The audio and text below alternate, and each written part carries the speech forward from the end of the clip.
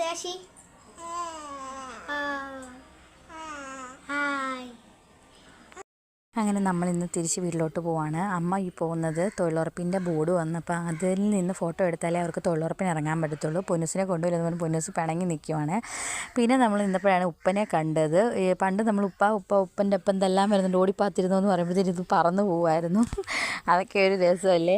പിന്നെ ഞാൻ തുണിയൊക്കെ മടക്കി വെക്കുവാണ്. നമുക്കിന്ന് വൈകിട്ട് ചേട്ടൻ വരും, നമുക്ക് പോകണമല്ലോ.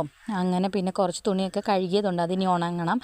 പിന്നെ നമ്മൾ ഉച്ചയായപ്പോഴത്തേക്കിന് ചോറുണ്ട്, ഞാനും പൊന്നൂസും കൂടെ ചോറുണ്ട്. നമുക്ക് കൂർക്ക മെഴുകുവരട്ടിയും തോരനും മീൻ വറുത്തതും പരിപ്പ് കറിയൊക്കെ ആയിരുന്നു. 24 മണിക്കൂർ ഇവിടെ ഈ കൊച്ചു TV ആണ് നടക്കുന്നത്. അപ്പോൾ വിജയേട്ടൻ പിന്നെ വൈകുന്നേരമൊക്കെ ആയപ്പോഴത്തേക്കിനും വന്നു. വരുന്നെന്ന് പറഞ്ഞതിന് പൊന്നൂസ് റോഡിൽ പോയി കാത്തിരിക്കുമായിരുന്നു. അങ്ങനെ വിജയേട്ടൻ വന്നു.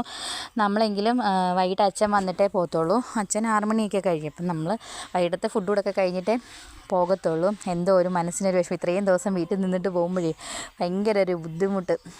അങ്ങനെ പിന്നെ വൈകുന്നേരം ആയപ്പോഴത്തേക്കിനും അമ്മ തൂത്തുവാരി റോഡിലെ ചപ്പൊക്കെ തൂത്തുവാരി തീയിടുമായിരുന്നു. 2 ദിവസം കൊണ്ടൊരു മഴക്കോളൊക്കെ ഉണ്ട്. മഴ പെയ്തു പോയി കഴിഞ്ഞാൽ പിന്നെ കരിയില നനഞ്ഞ് കഴിഞ്ഞാൽ തീയിടാൻ പറ്റത്തില്ലല്ലോ.